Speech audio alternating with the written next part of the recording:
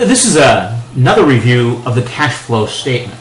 This may be useful for those of you who may not have been as comfortable as others with the cash flow statement. So if you're comfortable with cash flow, you may not want to listen to this, but you might. It is somewhat repetitive, but for those of you that don't have a real strong grasp of it, I think you'll find it useful. The cash flow statement. What it really talks about is how cash was generated and used by the firm. Cash flow comes from operations, the working capital cycle. So if you think about the working capital cycle that we just talked about, cash flows come from that working capital. Then you have investment cash flows. Okay, what are you making an investment for a long term? Then where does the financing come or go? So if you borrow money or issue securities, that's a financing cash flow. If you pay back debt, that's a use of cash. And then there's other cash flows. And when you start looking at some of your financial statements, you're going to see other there. The importance is to distinguish that it isn't really operating, isn't a function of making long-term investments for the company or dealing with debt or equity, but it's some of these stranger accounting things, foreign exchange or other items. Generally, if it's small, you can say immaterial and not look at it. But if it's large, you need to understand it. So cash flow really tells us where cash was generated and how it was used. Let's take a little more depth with operations. You start with net income and it adjusts for income and or expenses that were recorded in the income statement that did not provide or use cash. Because remember, we're trying to go from an accrual basis to a cash basis. Depreciation and amortization are non-cash expense.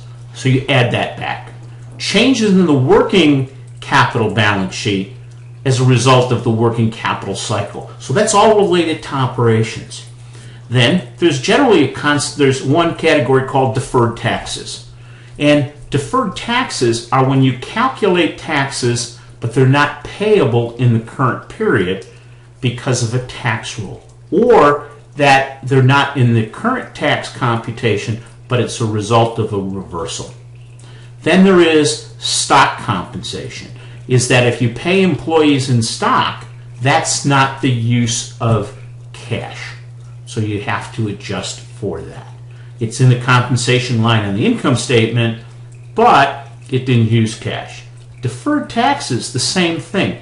It can be on the income statement, but it didn't use cash. You then have other items, and again, if it's big, you got to look at it. So how do you do that? Well, you understand it. You see the notes or management discussion. How did it impact the income statement? This is where you come back and use my basic rules for accounting, debits and credits. So when you see one of these unusual items, you need to find out what the debit credit was. And then determine, how did it impact the income statement? Where was it recorded? How did it impact the balance sheet? And then, did it use cash or generate cash? So first you're going to do the analytics. What happened? The notes to the financial statements or management discussion, we'll talk about it. I'd like you to see and say, what's the debit, what's the credit? You can't go further until you understand that debit, credit thing. Then, how did it impact the income statement? Did it increase income, decrease income? What was the impact on the balance sheet? Did it use cash or generate cash? Once you've determined that, this is the analytics that go in, because some of these strange things really give you the picture of what's going on with the company. How will future periods be impacted by this? Will it reverse in prior periods? Will there be no impact? Is it a one-time or recurring item? So these are some of the questions. So you're going to look at this cash flow from operations. You know net income. You know the depreciation and amortization, and you can figure out the working capital cycle. We'll be going through that shortly. Then it's the other, and you need to follow those things that we just talked about. Next category is investing. what is the company doing for its future? Okay, so it's either acquiring new companies, it's buying property, plant, and equipment, or it's selling property, plant, and equipment. Other, what was it for? So when we're looking at investing, it should always be, is this future orientated?